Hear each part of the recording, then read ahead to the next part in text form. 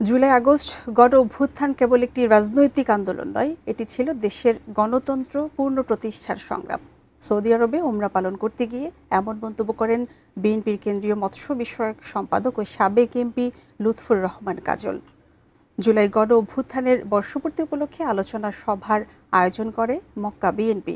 গতরাতে মক্কা নগরীর কাকিয়ার স্থানীয় একটি হোটেলে আয়োজিত এ সভায় মক্কা বিএনপির সভাপতি আবুল কালাম আজাদের সভাপতিত্বে ও সাধারণ সম্পাদক ইঞ্জিনিয়ার তাজুল ইসলামের সঞ্চালনায় প্রধান অতিথি ছিলেন বিএনপির কেন্দ্রীয় মৎস্য বিষয়ক সম্পাদক ও সাবেক এমপি লুৎফুর রহমান কাজল। বক্তব্য রাখেন সহসভাপতি জাহাঙ্গীর আলম চৌধুরী, ফরিদুল আলম, সাংগঠনিক সম্পাদক আব্দুল কাদের, মক্কা যুব দলের সভাপতি সাইদুর রহমান সোহাগ।